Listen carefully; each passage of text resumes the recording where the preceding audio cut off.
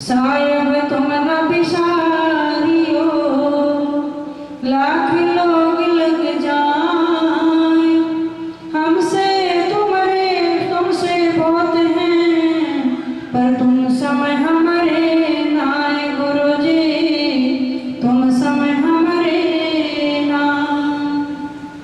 अखिल कोटि ब्रह्मांड नायक सच्चिदानंद घन परमात्मा संत शिरोमणि सदगुरु बंदी छोड़ कबीर साहब जी महाराज, जगत गुरु आचार्य सदगुरु गरीबदास जी महाराज, व्यासपीठ पर उपस्थित ब्रह्मनिष्ठ परम पूज्य मेरे गुरु साहिब जी महाराज और सदगुरु जी के पावन दरबार में उपस्थित सदगुरु की प्यारी संगत, आप सबका बहुत बहुत हार्दिक अभिनंदन है। आप सभी पूज्य गुरुदेव जी के मुखारविंद से शुभ आशीष श्रवण कर रहे थे कि कभी भी गुरु दरबार को छोड़ना नहीं चाहिए। एक बार अगर परमात्मा ने उंगली पकड़कर इस पावन डोडी पर भेज दिया, फिर मस्तक झुकाए रखना। प्यारी आत्माओं, ये सुनहरा अवसर है जब आपको सदगुरु की पावन वाणी के द्वारा सत्संग श्रवण करने को मिलता है। वाणी का पाठ श्रवण करते हैं, सदगुरु का नाम सुमरण करते हैं। यहाँ आकर आप यज्ञ हवन और भंडारा करने का, पुण्य करने का सुअवसर प्राप्त होता है। इतने सारे कार्य आपको मिलते हैं, तो आप परमात्मा की बहुत पुण्य आत्माएं हैं।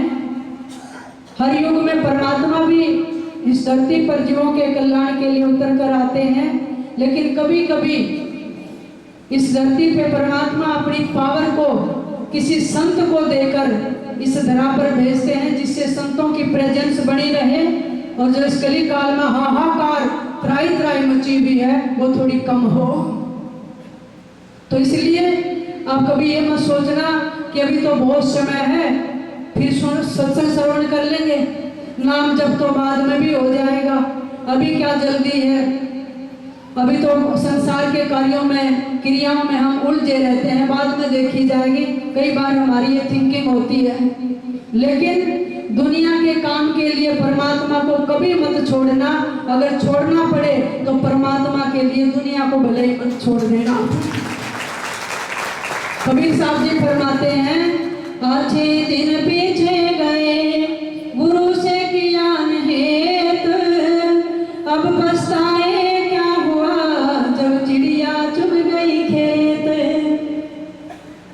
यानी जो अच्छे दिन मालिक ने दिए थे ना, वो पीछे चले गए। यूं करते करते कल करूंगा, आगे देखी जाएगी, फिर कर लूंगा। परमात्मा से प्रीत करने का अवसर ही बीत गया। नाम लिए कई बार, कोई साल बीत जाते हैं, भूल ही जाते हैं कि सिर पे कोई गुरु भी है। बस नाम भी भूल गए, दरबार भी भूल गए। काल का प्रभाव आप पर हो जाता है। जितना संसार में रहोगे ना, विस्मृति रहेगी, उतना सिर पर चक्कर रहेगा काल और माया का। और जितना मस्तक दरबार में टिकता रहेगा ना, उतना सदगुरु का, दयाल का पंजा रहेगा सदगुरु का। अब पछताए क्या हुआ जब चिड़िया चुग गई खेत। आखिरी अवस्था आ जाती है, फिर कुछ हाथ नहीं लगेगा। जैसे कोई रुखाड़ा सो जाए और खेती चिड़िया चुग जाए तो फसल हाथ नहीं लगती है। ऐसे ही एक एक दिन करके हमारा आयु कम होने लग रही है। गरीबदास महाराज कहते बहुत समझाए इस जीव को, गरीब सागर के जीव को दीना उपदेश, उल्ट मुरीद बखानी चलो हमारे देश। कलगी सागर के 84 के जीव को हमने बहुत समझाया, भैया तो काल की नगरी है, हमने तो अपने देश में जाना है, हम वहाँ के वासी हैं, ये हमारा जाति रूप स्वरूप नहीं है, हमारा सच्चा पिता कोई और है। कलगी 84 के जीव हमने समझाने लग जाएगी, इस रास्ते को छोड़ो, उल्ट मुर्द बखानी कि संसार में सुख है, यही है जो कुछ भी है। बहुत लोगों की यही थिंकिंग होती है, लेकिन अगर यही सोचते रहे, संसार की क्रियाओं में उलझे रहे, संग्रह करने में, माया जोड़ने में, परमात्मा का ख्याल ही नहीं रहा, तो हमारी हालत ऐसी होगी जैसे शहद की माखी की होती है। गरीबदास जी महाराज ने वाणी में लिखा है, जैसे मध की माखी मधवा भोग रे, चार दे मुख माई लूटे लोग रे।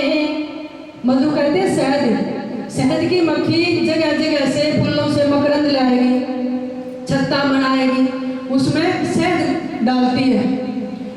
सब पूरे छत्ते को भर देगी। जब पूरा भर जाए तो क्या होता है, टपकन लग जाएगा। कितनी मक्खी होती है, सारी इकट्ठी करके संग्रह करती हैं। जब टपकन लग जाए तो माल तोड़ने वालों को पता चल जाता है शहद भर गया। अब कोई बाल्टी बर्तन लाएगा, उसके नीचे अग्नि जलाएगा, कुछ अंधी हो जाती है, कुछ मर जाती है, कुछ उड़ के चली जाती हैं और वो शहद तोड़ के ले जाता है, वो उसका पान करता है। अब मक्खियों के क्या हाथ लगे जो पूरा जीवन संचय करते रहे। तो सतगुरु जी कहते हैं कि ऐसी हालत होगी अगर संग्रह करते रहे तो काल के कष्ट भी मिलेंगे, हाथ कुछ नहीं आएगा, दूसरे ही भर देंगे, हमें कोई रस नहीं मिलेगा। तो कौन सा रस पान करना है, क्या संग्रह करना आपने। फिर सतगुरु फरमाते हैं, ऐसा संग्रह की संग जो चाल है, अर्ध में जपा नाम जपो यो माल है। कहते माल तोड़ने में नहीं, असली माल बताता हूँ। ऐसा संग्रह की संग जो चाल है, ऐसा संग्रह इकट्ठा करो जो तुम्हारे साथ चलेगा। कौन सा, अजप्पा जप, नाम के अंदर, श्वास के अंदर नाम जपो। यू असली कमाई है, असली माल है, इसमें कोई चुरा नहीं सकता, लूट नहीं सकता, छीन नहीं सकता, ये आपके साथ जाएगी। तो इसलिए सतगुरु जी फरमाते हैं कि समय समय पर आकर सतगुरु कबीर साहब सतपुरुष चारों युगों में आते हैं और कोई अपनी प्यारी आत्मा फंसी हो उसको निकालने में देख कितना प्रयास करते हैं। किसको प्रयास किया, सुल्तानी बादशाह को प्रयास किया। फंसा हुआ था 18 लाख तुरा, इतना धन इकट्ठा कर लिया और 16,000 रानियां, फिर उनके बच्चे, इतना बड़ा साम्राज्य। लेकिन सतगुरु ने चोट मारी कि वो रस तो अलग है, वो जो पिलाना है। गरीब है प्रहलाद प्रेम निश्चय पिया, सुल्तानी सद्भावे, एक चोट सिधारिया, जिन्हें मिलन का चावे। जिसने उस मालिक से मिलने का चाव है ना, ठसक है और भीतर चाव है, उसका तो एक का चोट बतेरी जैसे सुल्तानी का मारी। सतगुरु ने कहा शिकार में मिले, कुत्ते लिए हुए थे, 2 के गले में साकले खा लिए। सुल्तानी ने पूछा, फकीर जी ये कौन है। कहने लगे तेरा परदादा रे, दादा रे, पिताजी रे, इससे खाली है ना, इसमें तू आने वाला। ओ कुत्ता बनना पड़ेगा राजा से। टक्कर लगी, चोट लगी, एक के चोट सिधारिया, जिन्हें मिलन का चाव। और क्या उनके ठाठ थे। सतगुरु जी कहते हैं, मैं मोदी 4,000 पहन था, अरे सुल्तानी को देख बलक सा शहर था। हमारे से तो एक ईंट पत्थरों का छोटा घर नहीं छूटता, बलक शहर इतनी बड़ी राजधानी वो छोड़ दी। 16 से सुहेली पदमनी भोग रे, सतगुरु के उपदेश लिया तज जोग रे। 16,001 से एक नई नवेली पटरानियां और सतगुरु का उपदेश कान पे लग गया और जोग ले लिया। रिंचक स्वाद शरीर सिंहासन से जरे, पड़ी जुगन जुग फूल न छाटे हे जरे। कहते सिंहासन का राज का तो इस रिंचक सा थोड़ा सा सुख है, थोड़ी देर के लिए, और जुगो जुगो से इस जीव का भूल पड़ी हुई है, राजा बन जाऊं, सम्राट बन जाऊं, पता नहीं कितने सुख भोग लूं।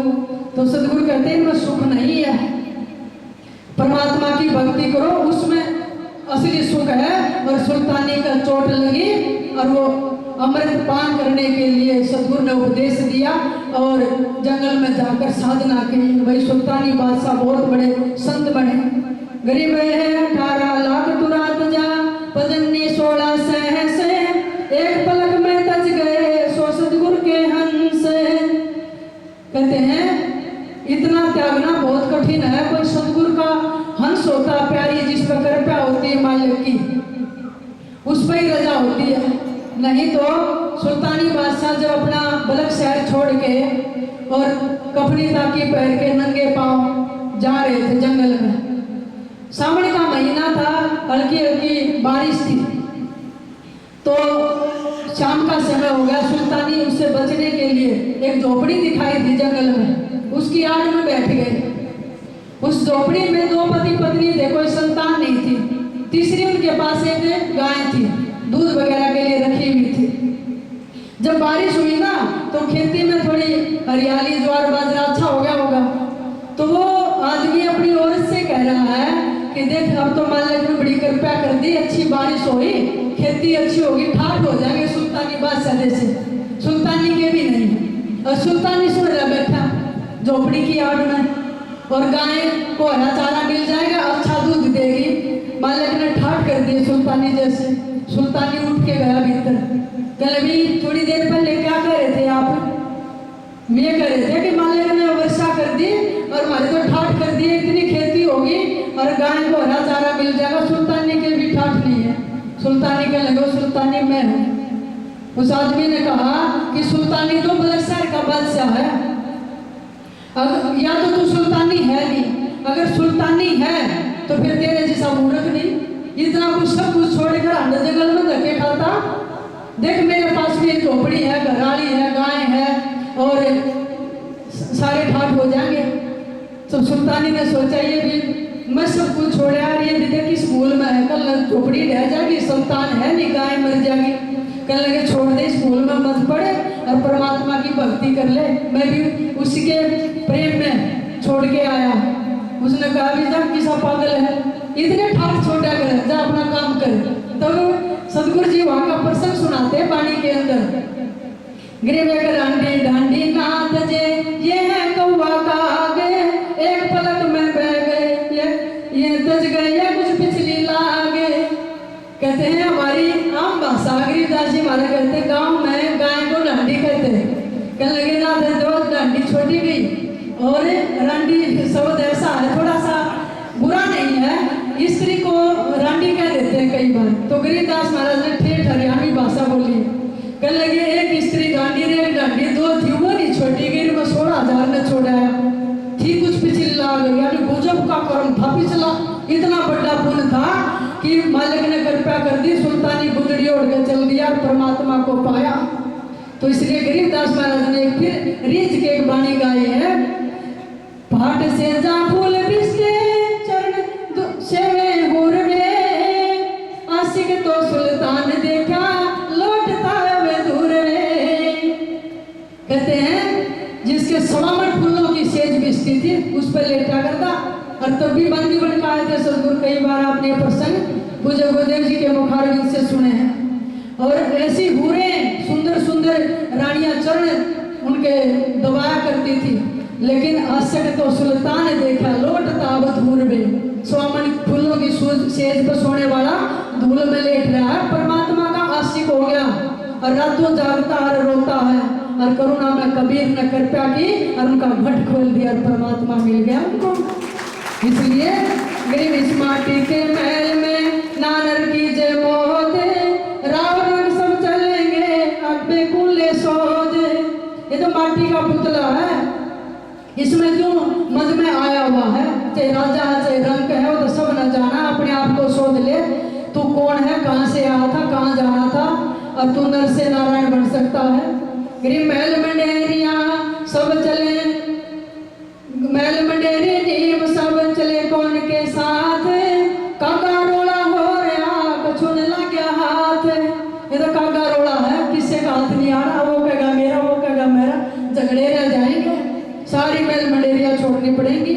लेकिन जिस दिन सदगुरु की बंदगी हृदय में आ गई, भक्ति आ गई, सदगुरु कहते पता कहाँ निवास हो जाएगा आपका।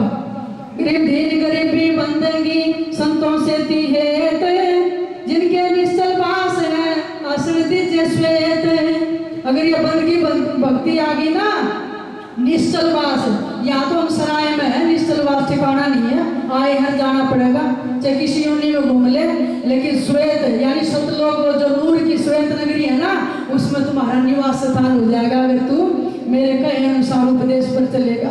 तो इसलिए बड़ी बंदी छोड़ कि जो अमृत वाणी है गरीबदास महाराज की, दूर की वाणी है और जिसमें सारे वेद शास्त्र पुराण उपनिषद गीता रामायण भागवत कुछ नहीं छोड़ा, बंदी छोड़ने सारी वाणी इसके अंदर है। अलग अलग ग्रंथ पढ़ने की आपको आवश्यकता ही नहीं है।